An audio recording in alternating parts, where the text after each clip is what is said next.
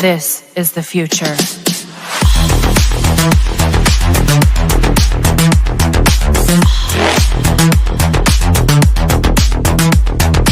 Evolution.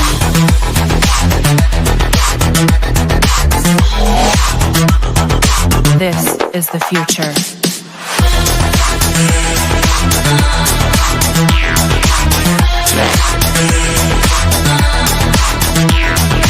Evolution.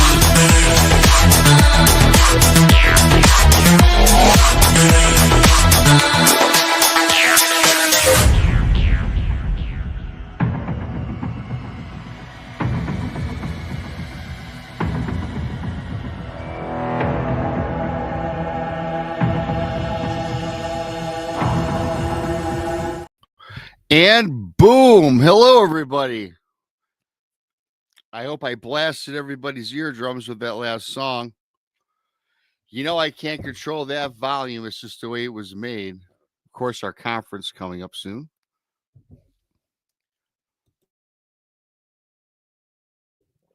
I want to thank everybody for coming on in. It's Friday night, a little after about 6:40 in the afternoon, or evening, I should say. And I got another, I started this new series, you guys, on Fridays, right around 6:30, 7 o'clock, leading up to the Blondes and the Booze Paranormal Podcast. It comes on right after this.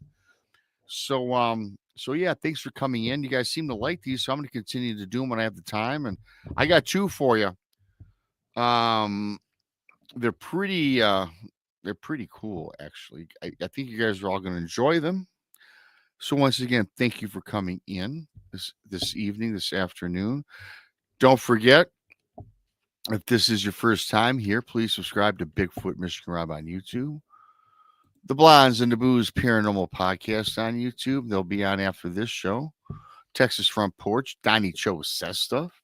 Our Paranormal World with Monica Rollins.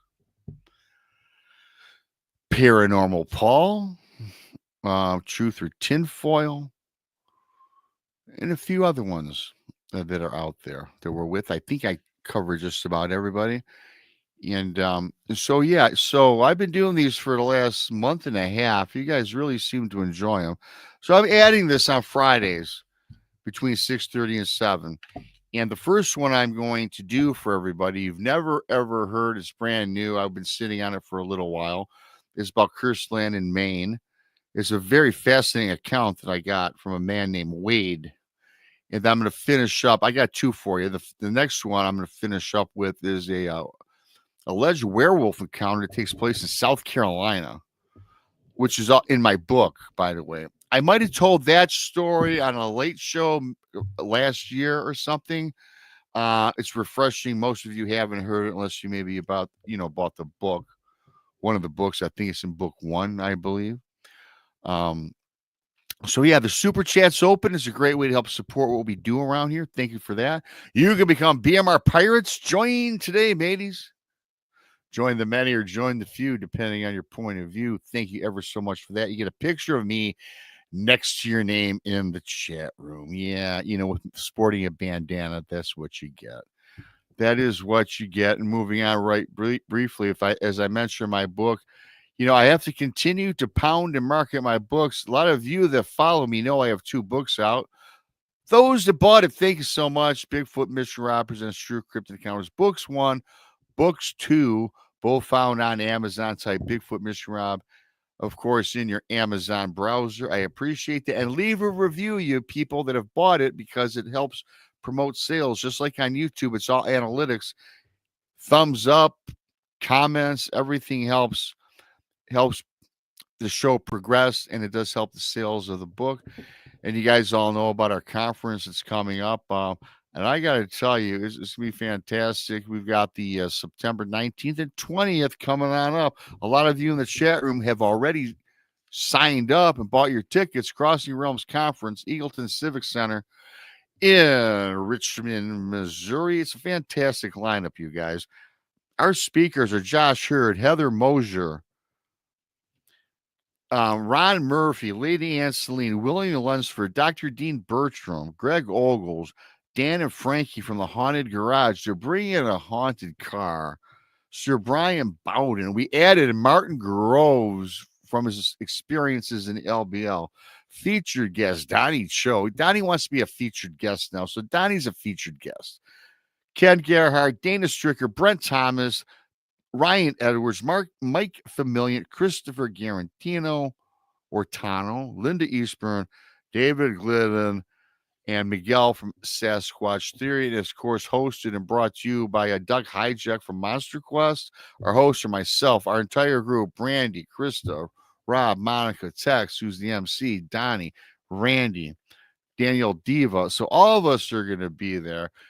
I appreciate all you folks that bought the tickets. And it's going to be a hell of an event. The Ghost Hunt is already sold out. And so get your tickets while you can. We have started to promote this early because I'll be honest with you guys.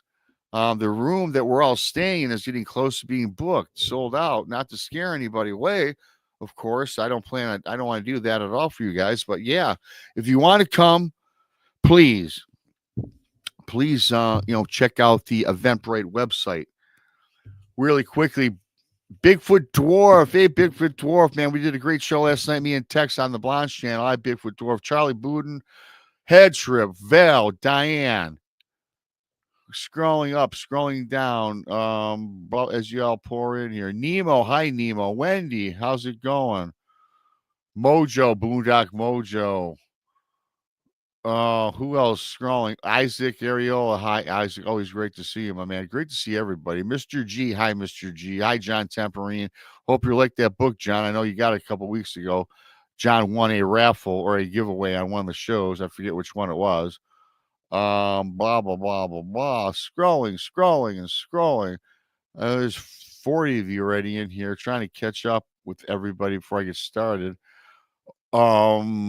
Orban Castro. Is that Mr. Castro? Hey man, you changed your name up a little bit in there. Hey Moon, how you doing? Scrolling. Mickey G, what's going on? Moon at noon. Hi, Moon at noon. Bigfoot Mr. Rob's in the chat. How about that? How did I get in the chat room? Keith, hey Keith, buddy, from my neck of the woods, a little bit north of me. Jason Finch, always good to see you in the chat room. So on and on we go. You all come in. I got to say something. When I do these shows, when I do these story shows, encounter shows, I want to tell everybody, and you can pass all the information. I don't ignore the chat room. I do try to read the chat room, but when I go solo like this without a backup or a co-host to help, go through everything, I tend to concentrate on what I'm going to tell you guys, these stories. So if I don't see or say hi, don't mean I don't love you. I love each and every single one of you in the chat room and the people that listen to the show on replay or the people listening right now that do not participate in the chat room. So again, I'm going to get these two encounters rolling for you guys. Hi, Roger Blair. How you doing? Intergalactic Wrangler. If you're new here, everybody, please subscribe. Give a thumbs up. Appreciate each and every single one of you. So yeah, these are two of them. And this first one is, I'm going to start it off with, it takes place in Maine. And I got this from this guy. His name is Wade. Now, this is an email I had gotten. I spoke with this guy a couple times. And this is a fantastic story. It's different. It's something a little different. And I think you guys are really going to enjoy it. Okay.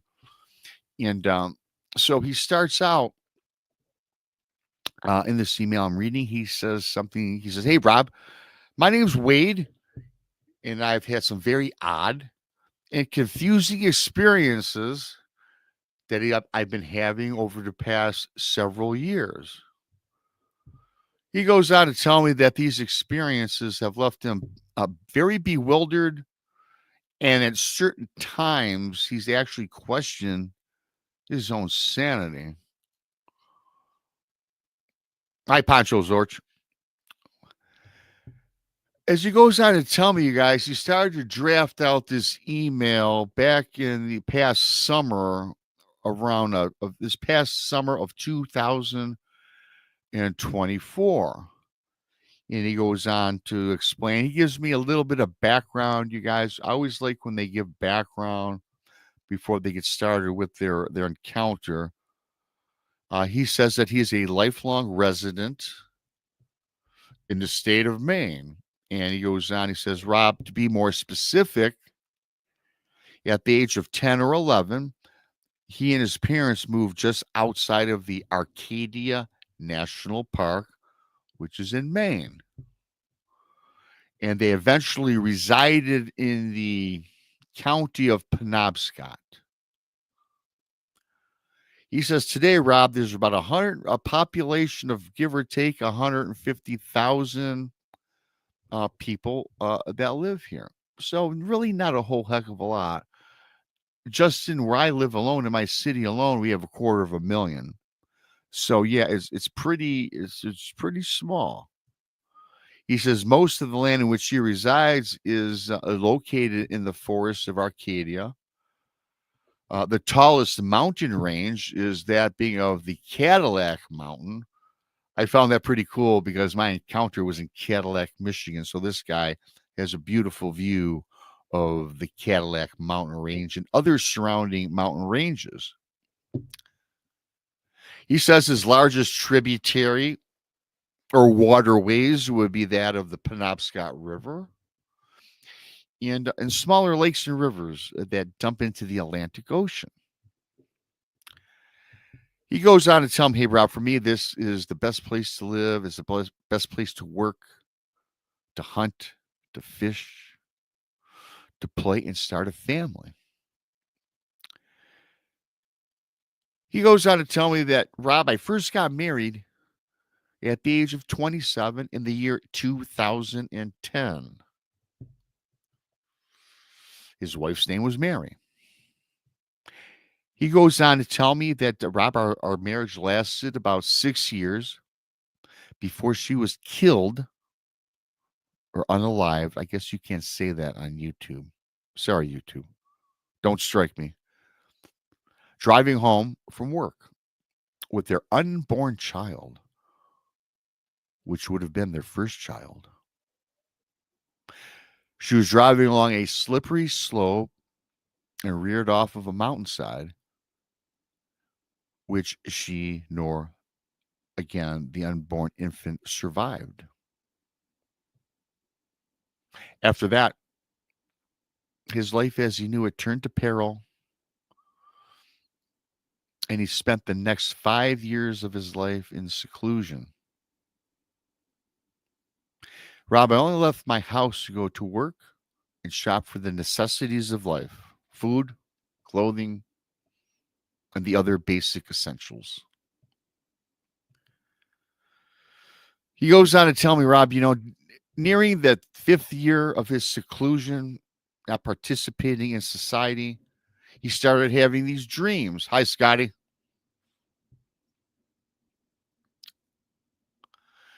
He says, when these dreams started, Rob, as he tells me that it started out with a beautiful First Nations tribal woman, which, of course, I've displayed in the thumbnail, okay, for this first story encounter.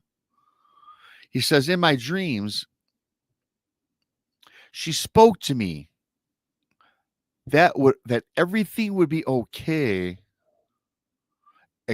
for him, for Wade. However, she articulated in these dreams, hi, Jojo, that the unborn child and wife were cast in an afterlife of which there was no escape. Rob, man, the dreams chilled my soul. In his dreams, he dreamt about some sort of beast or monster that roamed off of the mountainside of the range of the Penobscot. Of course, where Mary and the unborn lost their life. Hi, Kelly. Rob, man, as Wade is speaking or communicating via email, he says, I started to look into all that I could about legends, creatures, and even Sasquatch in his surrounding area. Then he says, Rob, I came across this article. on the Maine Ridge Monster of Penobscot County. Hi, Wendy. He goes on to tell me that this brief story goes on as follows. And from what I recall from the story, back in 1988, what has been dubbed as the Maine Ridge Monster was sighted by a father and a son out fishing in the wilds of Penobscot. They had followed an old logging road to get to a hidden creek and found evidence of a rabbit kill. He didn't really think much of it. It was, after all, a wild forest. This is to be seen. So this team, this father and son, on their way back to the cabin, on their way back through the trails, excuse me, they came across this old cabin in the woods. No, not like the movie Cabin in the Woods, everybody. So they seen this cabin, they investigate it. They're getting a little tired. Decide to rest for a bit. They go inside this cabin, everybody. Hi, Henry. So they're out there. This son during this story that Wade is telling me about what he discovered while doing his research. They found this old log book, and on the log book was penciled on the cover of the Ridge Monster. There were entries about seeing a large, unusual creature.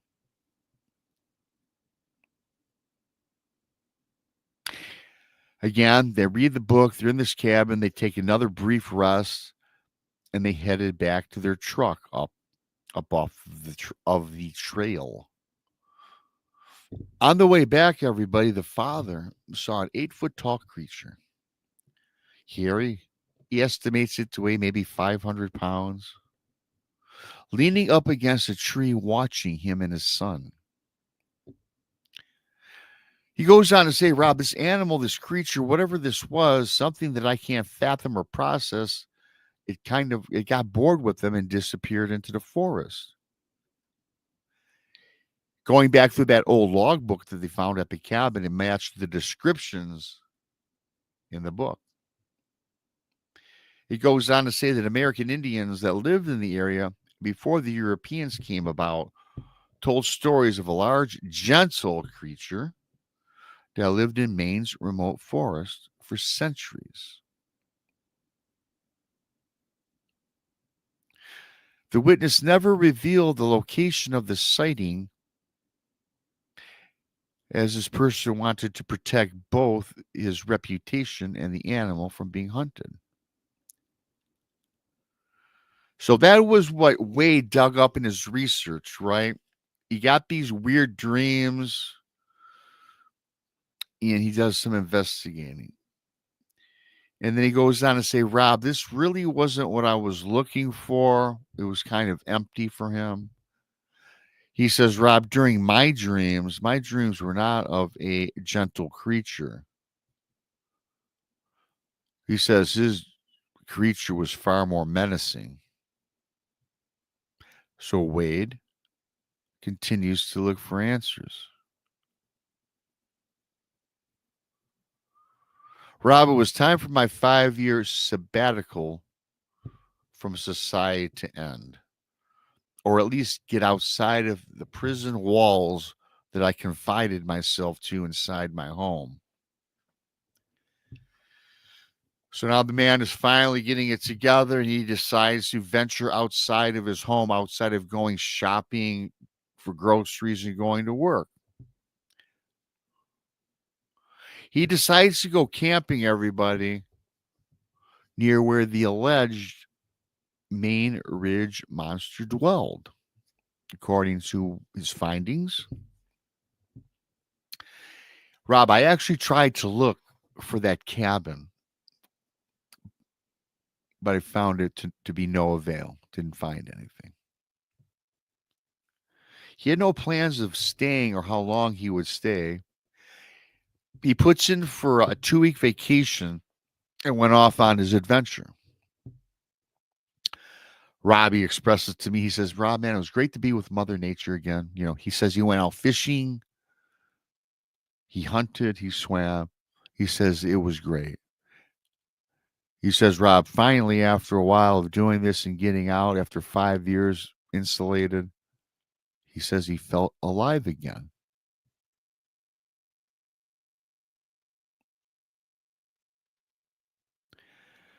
After about 5 days or so enjoying being free of his self inflicted imprisonment, he says, Rob, the strangest thing happens. He goes, Rob, it was the middle of the afternoon, and I felt that I was being watched. Hi, Head Trip.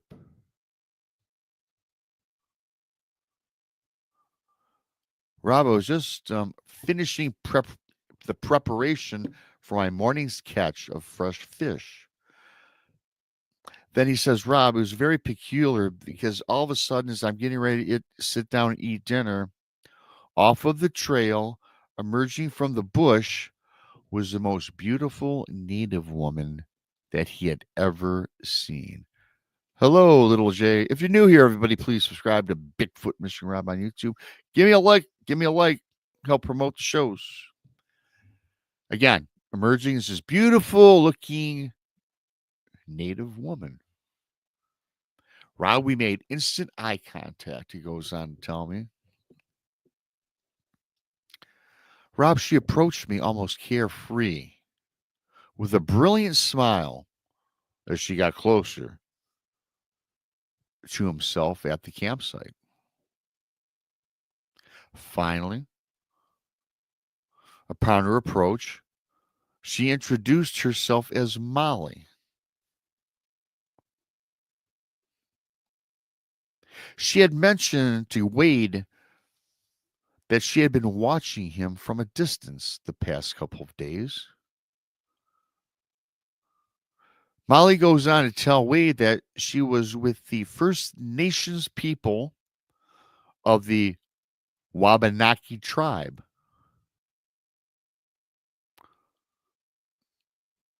It's one of the eldest of tribes, including the Maliseet, the Micmac, the Passamaquoddy, and the Penobscot tribes.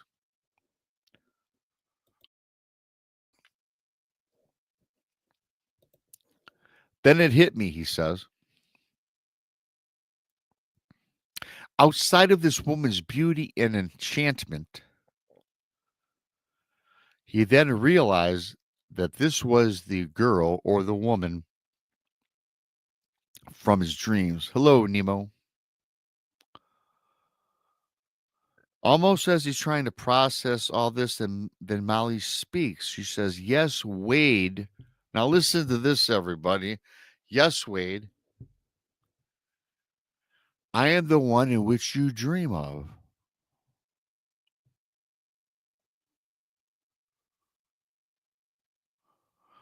Wade goes on to tell me, Rob, I don't know if I'm to be terrified or thrilled. He goes on to say that he supposed it was a combination of both for him. This enchanting, mysterious, beautiful woman appearing, been watching him, appears from the tree line, from the brush, knows his name. So this guy, he thinks he's dreaming and wide awake. He has no idea what's going on. What type of fantasy is this? So this Molly goes on to say, I have the answers in which you seek. Hello, BJ. BJ Lapierre, author. I have the answers in which you seek, this Molly tells Wade. He goes on, he says, he asks immediately how she knew his name. This can't be possible. Again, he reiterates, am I dreaming? Am I wide awake and dreaming? He goes, Rob, I'm very confused at this point. Very confused. Let's face it, I think all of us would be. Then Miss Molly, she puts a hand on Wade's shoulder and said that he was not dreaming and that this was actually happening and that this was very real. Hello, Tex. So this tribal woman, Molly, she told Wade to pack up his gear along the campsite and that she would meet up with him later evening at his home. She mentioned that this was not the place to seek the answers where he was out camping. Okay. So Wade, he reluctantly agrees. Then he pauses a moment to give her, Molly, the native girl, directions to his home.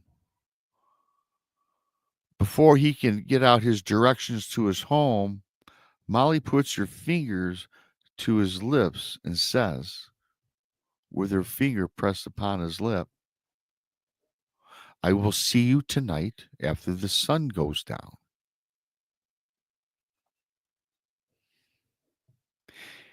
Wade goes on to say before he can ask her how she knew where he lived, she spun around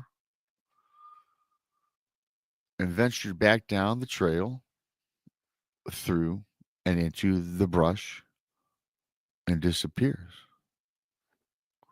She doesn't vanish, she just goes on her merry way and she's gone off on the trail she came down. Thanks for everybody for coming on in. Please give me a like if you're there. I can't really follow the chat. Appreciate each and every single one of you. Thank you. So continuing on, everybody. It was just after sundown. And this Wade, he's anticipating this Molly, this beautiful native woman, to get to his house. All he could think about was Molly. All he could think about is the answers that she would provide for him regarding his dreams, regarding the unfortunate accident with his wife Mary and unborn child. He has so many questions of which he wants to ask. He goes on, Rob, this to me was just a fantasy. However, Rob, in some strange way, I now felt alive again after being secluded for 5 years.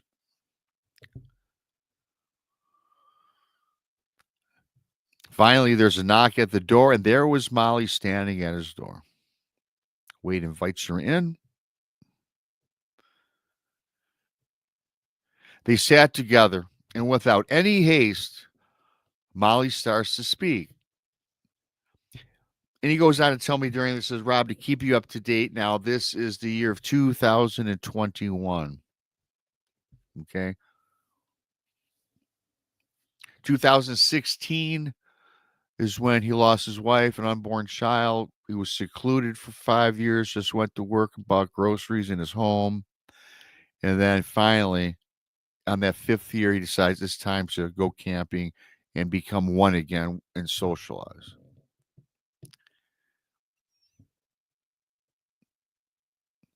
So this Molly is starting to tell him certain things when all of a sudden Wade has to interrupt her. And Wade starts on and talking about his wife, the unborn child, his dreams, the dreams about this alleged Maine Ridge monster, which he researched. And Molly says to Wade, hey, Wade, that's not necessary. I gave you those dreams. That was me communicating with you in your dream state. She goes on to tell Wade that I know of your past. Hey, Greg Ogles. So this guy, he's bewildered. He sits back and he continues on to listen. Molly went on to tell him, Wade, that many decades ago, that certain lands of the Arcadia and Penobscot were cursed by a rival tribe, of which the Wabanaki fought over the land, the wildlife, and the hunting grounds. Wade went on to ask Molly, well, which tribe is this? As he was very familiar with most of the First Nations out in Maine, particularly in the Arcadia.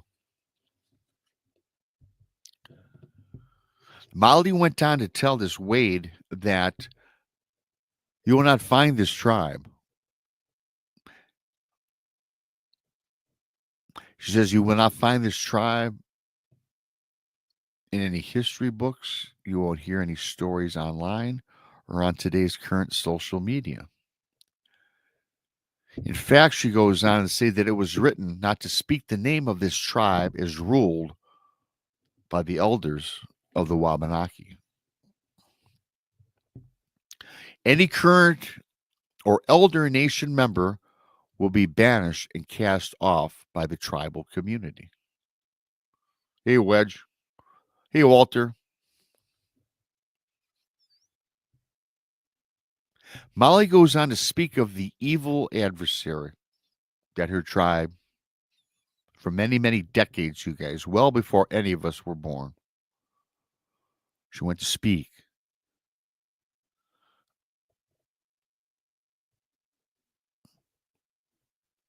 During this evil time, during this battle, this tribe, they cast a curse on the Wabanaki.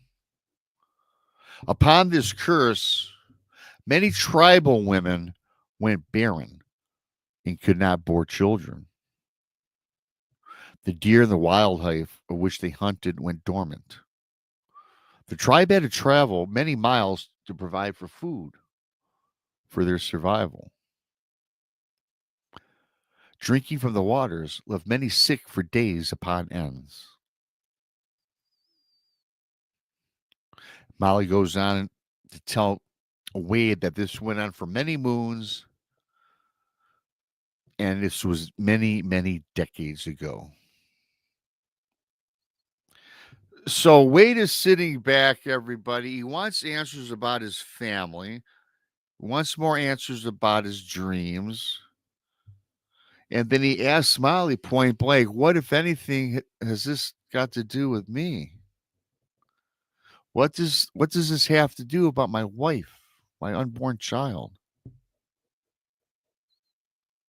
He goes on to say, what about this alleged Maine ridge monster that I read about as I was seeking answers myself through my own research?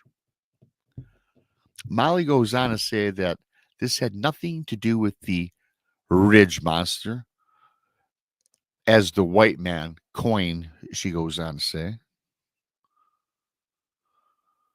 She went on to tell Wade that, yes, the ridge monster does exist, but it's a gentle Sasquatch.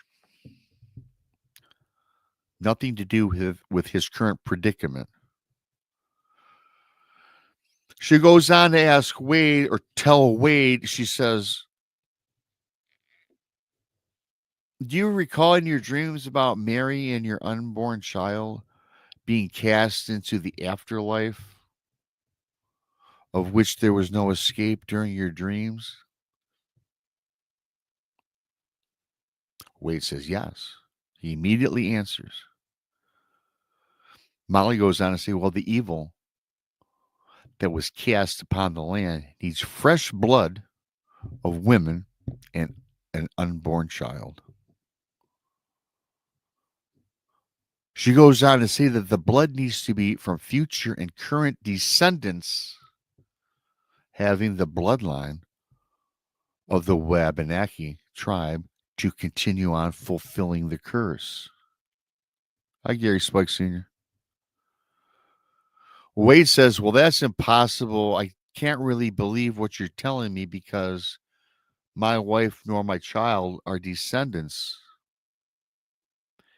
Molly then replies, yes, they are. Your wife does have bloodlines from 3 generations from the past. Now Wade is now having second thoughts. He says he's frantic. He goes on to start babbling on. Curses, hexes, this mysterious Molly, who seems to know everything about this Wade. Wade goes on to say that Molly sat with him and she started a chant. She offered Wade peace, offered peace of mind that his wife and child, they're not suffering, they don't feel pain, but they are a part of the curse, and the curse will end in a decade when the new bloodline is introduced. Apparently, after every decade, they seek new, fresh, new blood to keep the bloodline alive. He says, then and only after a decade passing, will your wife and unborn child have their escape.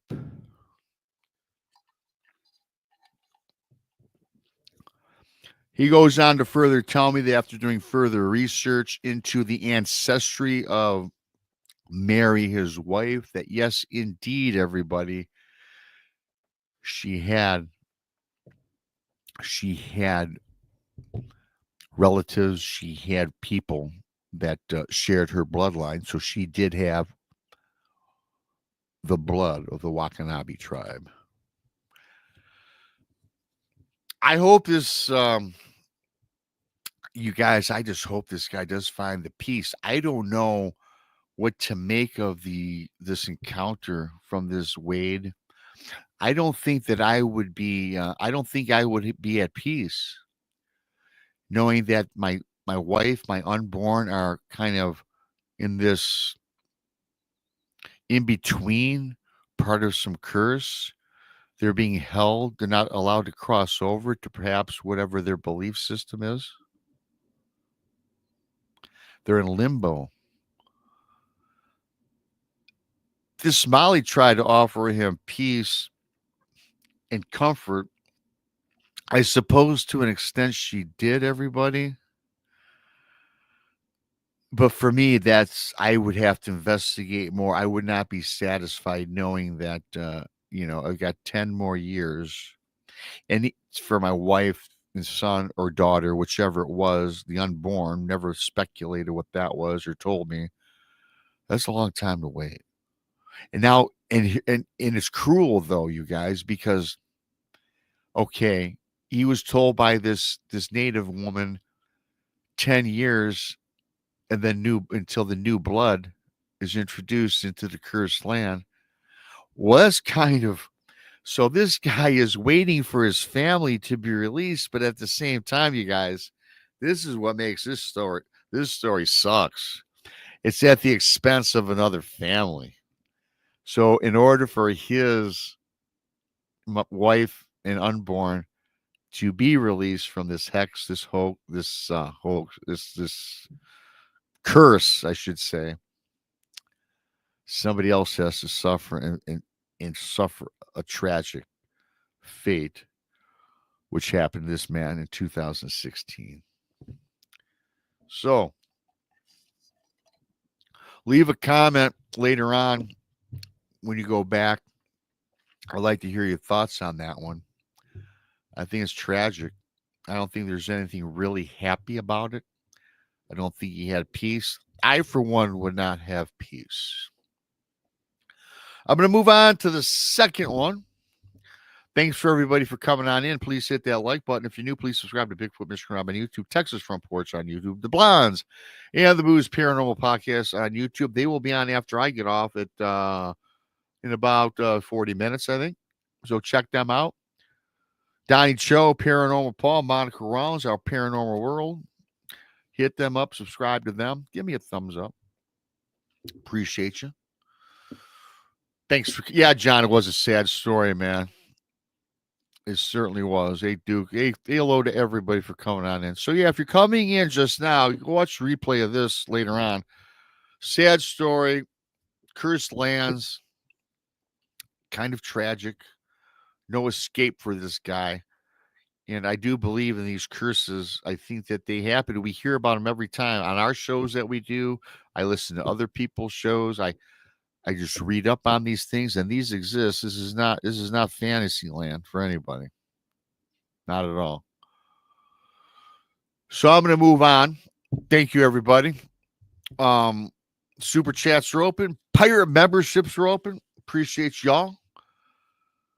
I'll be doing this every Friday, I think, from here on out around 6:30, 7 o'clock, because you guys seem to like them, and I'll continue to do them.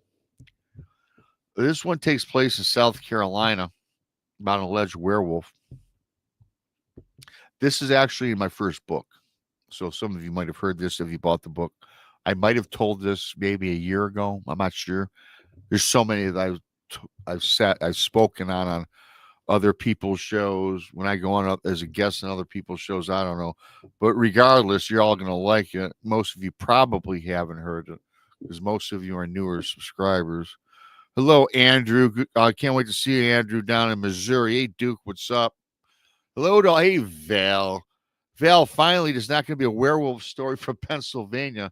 Every time I do a werewolf encounter story from Pennsylvania, Rob is like, nope, no dogmen, no werewolf in Pennsylvania. Yeah, no, this is in South Carolina, Val, so you can kick back and breathe easy.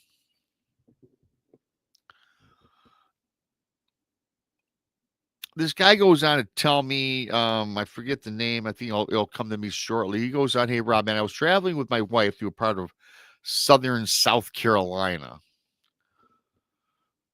As he's traveling through this part of South Carolina, he comes across what appears to be like a ghost town at first glance. He doesn't specify where this is in South Carolina, but he says this town immediately starts to give him the chills as soon as he enters this town.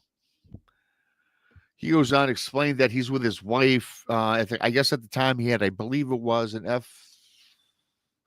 F-350, big old Ford pickup truck. He has an attached trailer, and I think on the back of the trailer, specified he has something like a 12-foot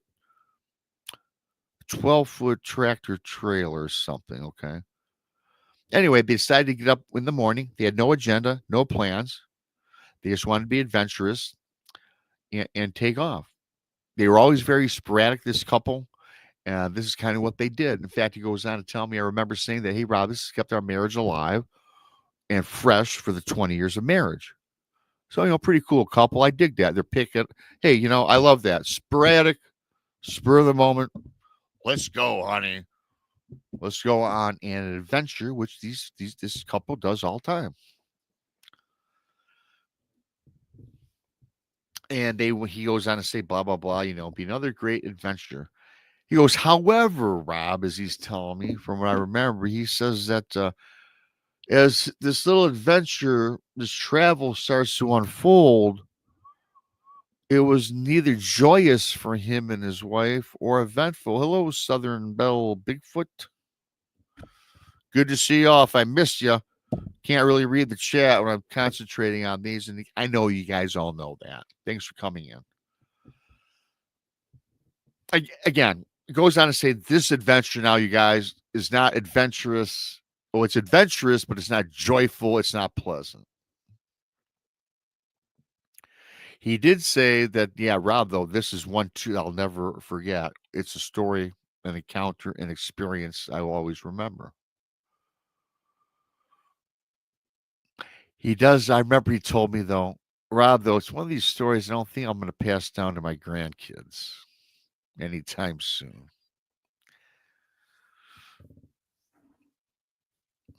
So they're on their trip. They're traveling. He goes, he's about 2 hours into his trip.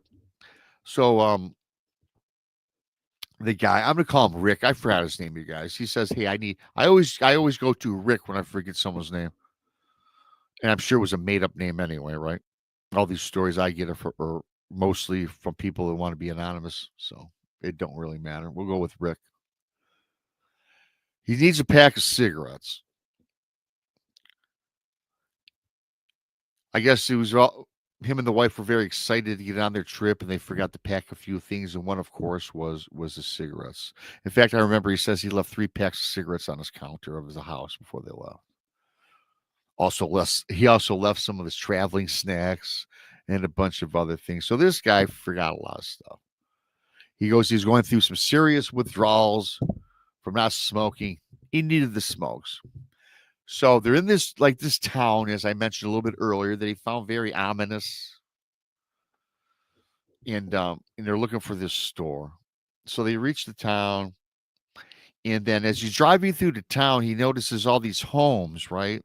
And these homes, he says, hey, Rob, man, they're not very well maintained. They're kind of, not dilapidated, but you could tell that the people just didn't really care about their landscape, their property, their house. I don't know, you guys, if this was a poor town in South Carolina or not. Don't know. Just says it's a very creepy town. Again, the properties are run down.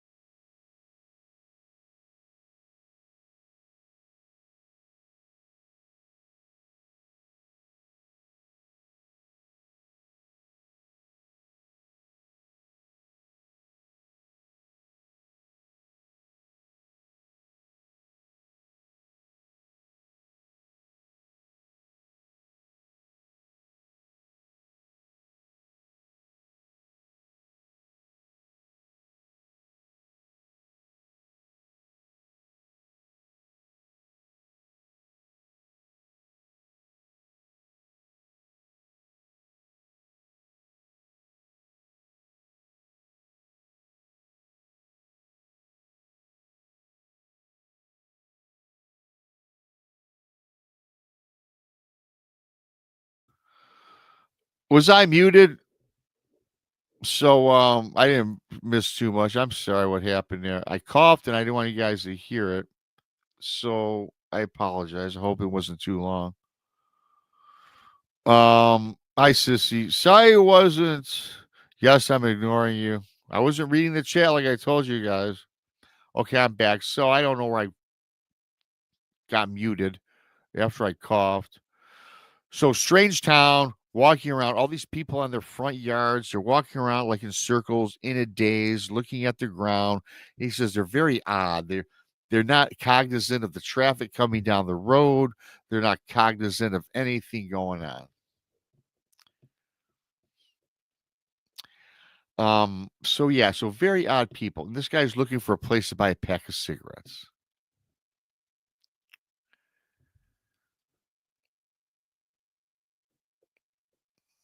Okay. Okay. So they reach the end of town, and this guy finally finds this convenience store. And by this convenience store, there's like a small diner.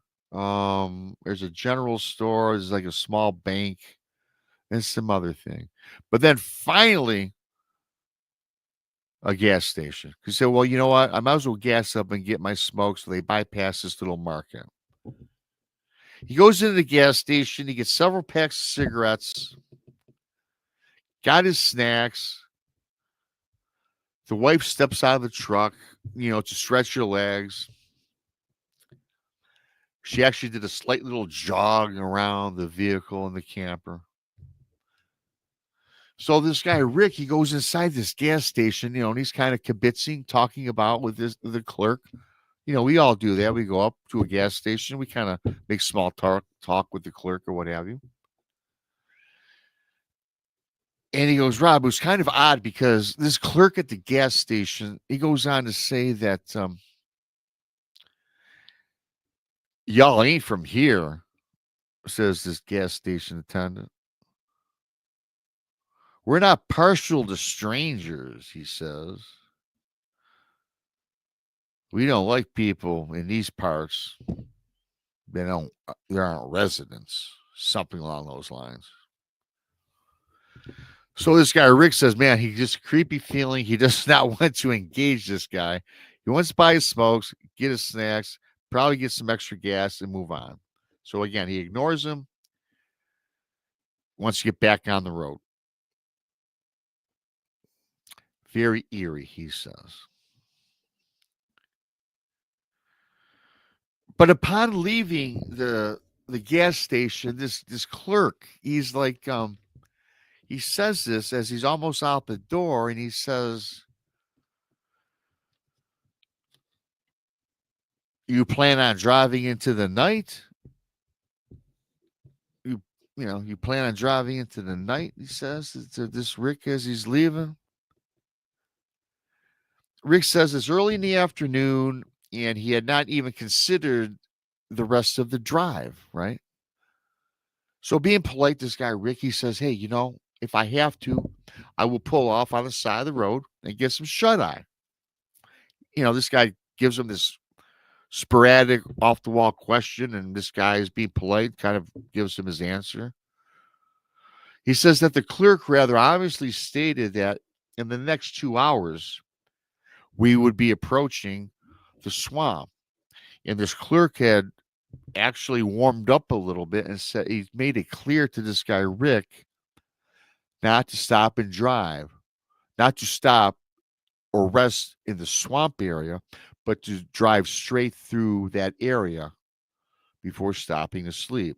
So, in other words, don't sleep. If you have to sleep, make sure you clear the swamp. The clerk also is a little nicer and says, "Hey, man, listen, there's also a resting area just outside of this swamp where you can finally, stretch your legs. You can take a nap. It's a well lit area. There's yet another market before you continue on through your travel."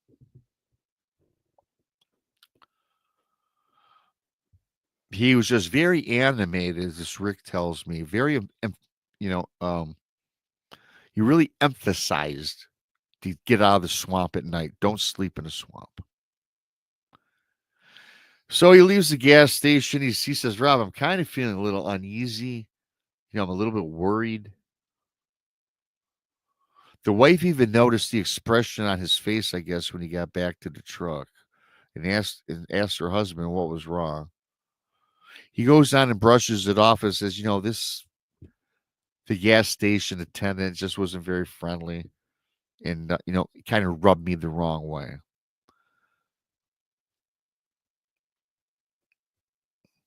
He says, though, Rob, in the back of my mind, I was just hoping just to get through the swamp and not get tired, right? Because now he's worried about the swamp. He goes on to say that despite not really liking this creepy gas station attendant, he kind of took some credence into what he told him, and he kind of believed him that maybe there was some sort of danger lurking in the swamp. I don't think I'm gonna. I'm whether there's always danger, right, you guys? I'm not going if I'm traveling somewhere that I don't know where I'm going, never been to, or for the first time. I don't think I'm gonna pull on the side of the swamp in a foreign area and just go off to sleep. Maybe if I had a friend or a buddy with me, perhaps, and we just took turns staying up just to be on the lookout. Because outside of creatures, there's human beings in these parts that who knows what they could do, right? Rob you, take your vehicle. We just don't know. Hey, Delta Dog, how you doing? Good to see everybody coming on in. Scotty, Peace Frog. Again, he felt this warning to be genuine. So they're back on the road. The wife says, "Let's go, honey. I got my smokes. My nerves are my nerves are under control. Got my snacks. Let's continue on our adventure." Several hours driving through the swamp, Rick now he starts to feel more and more at ease. Doesn't feel differently. He's just finally back into his adventure frame of mind. He says the swamp was like many other swamps that he had passed, many other forests he's been through, many of which he camped in. So he's getting confident. He's not scared.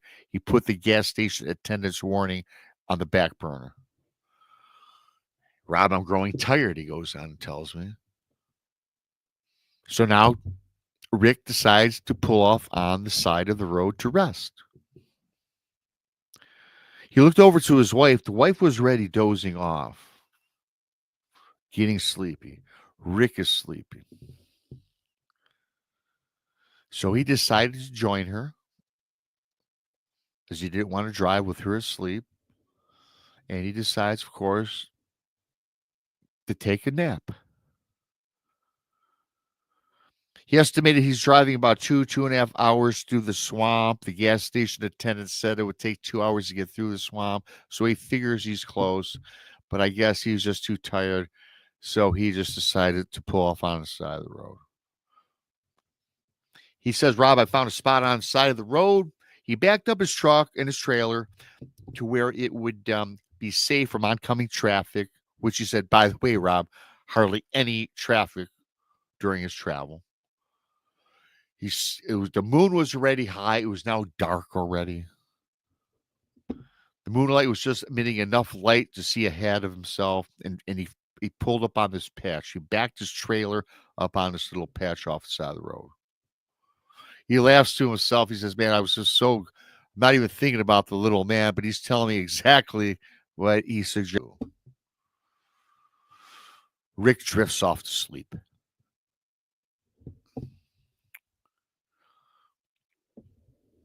He was awakened by the sound of nails scraping against the metal sides of his vehicle, which at first, Rick is thinking it's just some wild dream. He thinks he's dreaming, right? Then he realizes that he's fully awake.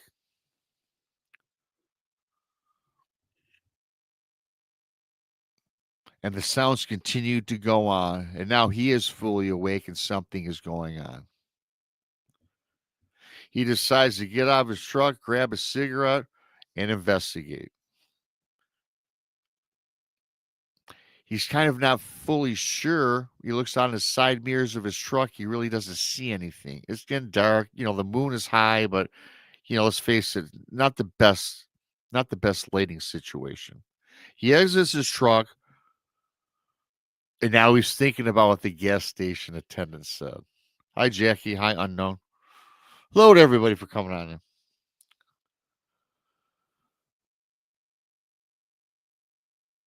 Before he gets out of his truck, he just remembers he has a 357 Magnum in the center console of the truck of the F-350.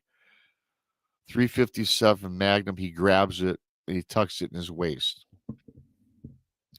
He gets out of the truck and went to inspect the sides of his vehicle, where he allegedly heard these scraping sounds. Rob, I became infuriated. Dr. Jekyll, I know you're new here. All the shows that I do are true cryptid encounters that I get from people, whether they're subscribers, people in my books. So allegedly, they're true. I don't do creepypasta, just to let y'all know. He gets out and he sees 4 long scratches that parallel each other, running at least 3 feet along the back side of his trailer. Not on his truck, on the trailer in the back. Thank you, Scott, for that, man. Super chat from Scotty. Thank you, my friend. Appreciate you. He says that these scratches, they leave at least a half-inch gouge in his metal on the back of the trailer.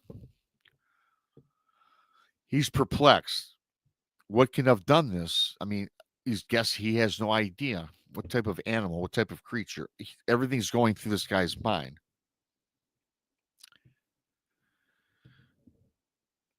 So, not being familiar with the wildlife in the area, he was at a loss. Then, After he's done with his inspecting around the area, he hears this growl off towards the edge of the tree line, and he sees this set of glowing green eyes, he says, hovering about 4 feet from the ground. He says he focuses in on this and saw an animal. It's on 4 legs. It was about 20 yards away, he says, and it just stood there staring in at him intently. He's thinking, wow, this is a very big wolf that he's looking at, staring him down.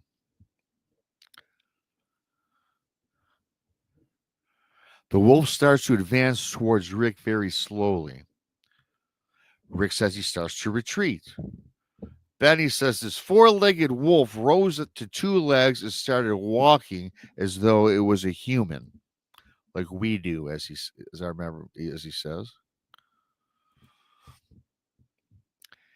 Rob, this thing is now at least 7. This thing is walking toward him, human-like, bipedal. It's now at least 7 feet tall, and it starts to pick up pace and gaining ground and getting closer and closer to Rick. Rick continues to retreat.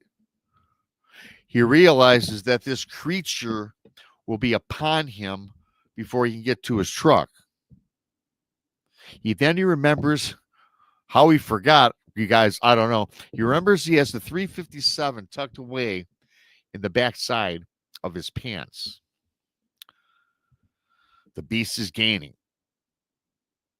The moonlight shows now full visualization through the moonlight of an oversized wolf.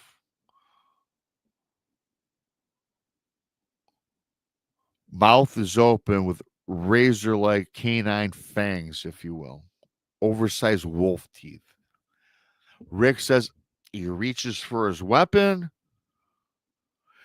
He says something inside of his head says, I can't explain this for the life of me, Rob, but something inside of my head spoke.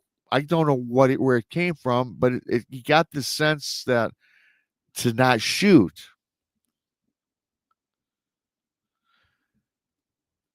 And then it goes to get a little more creepier. It goes on to say, do not shoot if you value the life of you and your wife.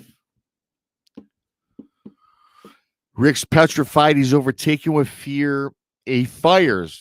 Regardless of whatever this communication, he doesn't know if he really got it directly from this creature or if his mind is playing tricks on him. He has that 357, much like I would do with some predator, something on 2 legs running after me. I'm firing. He fires. He hits his beast, as he says, in the upper right side of its shoulder.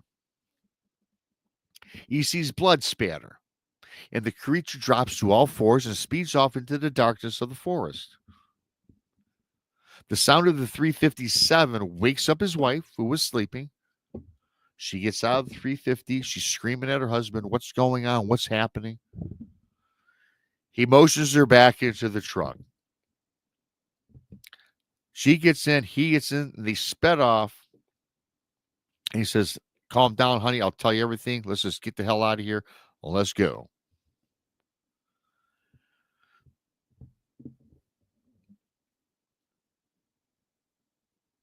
He's thinking, as he's telling his wife, he was thinking to himself, that creepy gas station attendant warned me not to fall asleep in a swamp.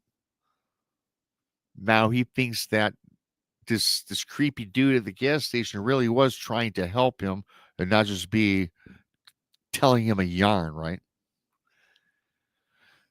Rick goes on to say, travels about 20 minutes, and now the roadway, it starts to widen. The element of the forest, the swamp dissipates. The swamp is now pretty much he's out of the swamp area, and the road widens up, and they find the rest stop, which, by the way, the gas station attendant told them there would be a huge gas, a nice place to gas up, get smokes, and sleep. It's all lit up. So again, the gas station attendant was not pulling this guy's leg. He was speaking the truth. He goes, wow, what a relief, man. This guy was really being a good guy to me. He parks his vehicle. He goes, I'm going to go in this place, get a bottle of water, ask her what she needs, and then so on. So this guy, Ricky, gets out of the vehicle at this, finally, they're at this new area, the rest stop with a little market like the gas station attendant says, and he goes in to this little mini mart. There's a person at the mart, at the counter of this mini mart. Wait a minute, I forgot something. Let me back up. The guy is listen. Okay, I'm sorry. He's proceeding to the mini mart. Now he's walking through the parking lot of the mini mart. He sees this person in his car, kind of looking at this Rick guy as he's going into the mini mart. He said this dude in this car was like staring directly at him, kind of creeped him out. And this guy kind of waves this Rick over to his car. And Rick is thinking, now what? You know, I don't want to talk to this guy, but some stranger in this car was waving me over. Reluctantly, Rick goes over to this guy in this car. He goes to the vehicle. And it was an older fellow in this car. Rick reaches this man's car door, and this older fellow says, "You look out of sorts, young man. Do you need some help?" Rick goes on to tell him, no, it was just a long night. Then he peers into this old dude's car, and he notices that the man's right arm was in a sling. And a noticeable amount of blood had saturated the swab of the cloth that was placed on his shoulder. Hey, Melissa, Isaac, Rob, man, Rick goes on to say, my mind begins to wander. He feels disoriented. He pulls himself together, and the man in this sling says these words to this guy, Rick. You know, it's not safe to stay in the swamp at night. The same eerie words that were warned by the gas station attendant. So there you have it. That was pretty creepy. I don't know what to make of it, what this guy see. Apparently, you guys, as if you missed some of this show, some of these encounters, I did 2 of them, one the cursed land of Maine, and now this one. You know, that town seemed kind of like ghostly, didn't it? It seemed like a Stephen King town. Everyone's got a secret. This gas station attendant, you know, wasn't lying to the guy. He wasn't bullshitting this guy. He literally told him, don't go in the swamp at night. Don't park. Don't sleep. It's dangerous. This, that, and the other. And of course, Rick kind of like, yeah, whatever. He's just giving an out of towner some hoopla to, you know, to bust his balls or scare him, right? But as it turns out, and then the people walking in their yards, kind of like all like in a fog of days, you know. Yeah, we all walk on our lawns, kind of looking at our lawns, right? But got that creepy town-like feeling. I ask you guys, leave a comment. Was that old man in the car a werewolf? Was you know? Let's think about this. He fires that weapon, hits him in the shoulder, gets out of Dodge, a few miles up the road, gets to that mini mart, that lit area where they can rest.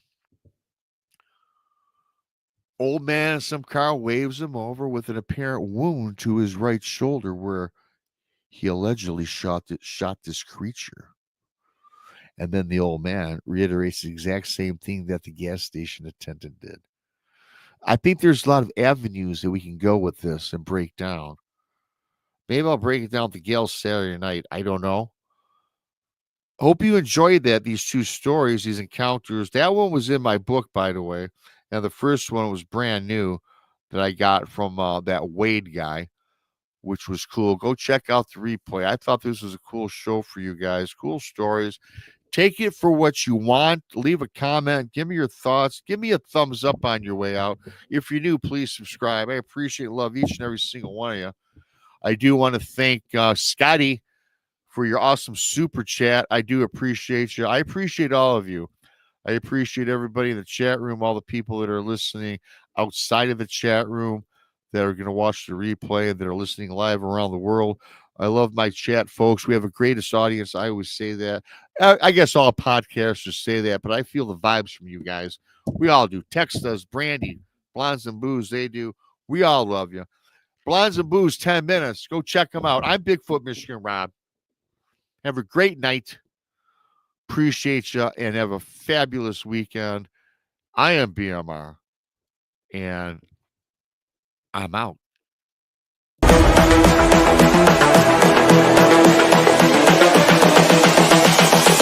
This is the future.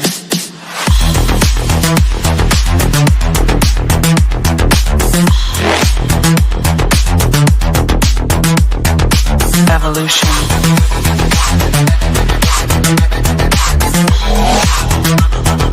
This is the future.